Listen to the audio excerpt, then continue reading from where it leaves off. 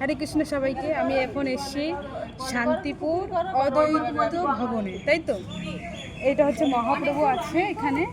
এখানে মহাপ্রভু এসেছিল সেবার জন্য। সীতানাথ ঠাকুর রান্না করেছিল এবং মহাপ্রভু এখানে এসেছিল। এখানেই তো এসেছিল, তাই তো? তুমি বলো, আমি ইয়ে করছি। এটা হচ্ছে মহাপ্রভু। এদিকে নিয়ে আসো, এদিকে। সেলফি তুলতে নাই। এটা হচ্ছে মহাপ্রভু। একটা ভিডিও করে পরে ইয়ে করবা। এটা হচ্ছে মহাপ্রভু শ্রী চৈতন্য মহাপ্রভু এবং অদ্বৈত প্রভু, নিত্যানন্দ প্রভু আর মহাপ্রভু। ওখানে ওই মন্দিরটা রয়েছে, সেখানটা বসে বসে মহাপ্রভু সেবা করেছিল। আর এখানটা বসেই উনি এসেছিল, সচিমাতা এখানে দেখতে এসেছিল। এটা হচ্ছে সেই মহাপ্রভু তিনজন। এইটা হচ্ছে মহাপ্রভু। এখানে এই মন্দিরটায় মহাপ্রভু রয়েছে। এই মন্দিরটা আছে, অদ্বৈত প্রভু রয়েছে, নিত্যানন্দ প্রভু রয়েছে আর মহাপ্রভু রয়েছে। আর এই যে তিনজনের পদ এবার এখানে সেবা করেছিল মহাপ্রভু। এখানে সীতানাথ ঠাকুর রান্না করেছিল। আর এখানে তিনজন। আর একটা কথা বলছি যে মহাপ্রভু কিরকম দেখতে ছিলেন, হ্যাঁ, ওই যে ছবিটা দেখছেন ওই রকম দেখতে ছিলেন। অরিজিনাল যে রূপ ওইটাই হচ্ছে আসল রূপ মহাপ্রভু।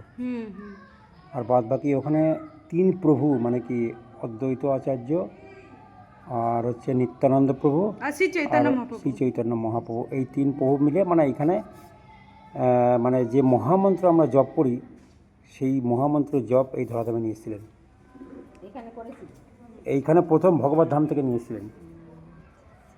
আর এটা মাধবেন্দ্রপুরী। এটা দেখছেন মাধবেন্দ্রপুরী। আর পাশে আছেন ভগবান শ্রীকৃষ্ণ। আর এই হচ্ছেন গঙ্গার পার, মানে কি এটা 500 বছরের গঙ্গার পার ছিল। আর এটা হচ্ছেন সেই সুরধনী নদী। এই যে মানে এটা গঙ্গা ছিল, এই গঙ্গার পাড়ে বসে অদ্বৈত আচার্য কি করতেন, মানে কি তপস্যা করতেন। এটা গঙ্গা ছিল। এখানে গঙ্গা ছিল? কই গঙ্গা তো নেই। ও চলে গেছে ওদিকে, চলে গেছে। আর এটা হচ্ছেন সেই মন্দির, ইস্কনের গুরু মহারাজ এটাকে রং টং করে পরিষ্কার করে দিয়েছে। আর যে মহাপ্রভু এই অদ্বৈত আচার্য যে শালিগ্রাম পূজা করতেন সেটা হচ্ছে ওই মন্দিরে। ছোট্ট একটা শালিগ্রাম আছে, অরিজিনাল শালিগ্রাম, সেটা পূজা করতেন ওই জায়গাটা।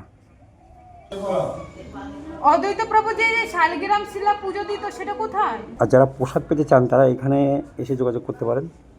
এই যে প্রসাদ 1টা 9টা টাইম দেওয়া আছে এখানে প্রসাদের।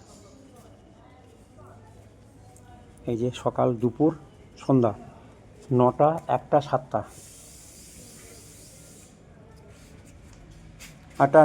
9টা প্রসাদ কি হয়ে গেছে?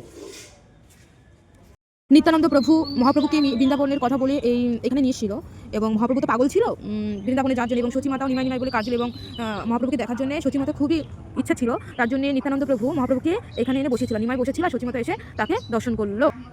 অদ্বৈত প্রভু স্ত্রী সীতানাথ ঠাকুর মহাপ্রভুর জন্য নানান রকম 56 ব্যঞ্জন রান্না করেছিল এবং শ্রী চৈতন্য মহাপ্রভুকে সেবা দিয়েছিল এখানটায়। হরে কৃষ্ণ।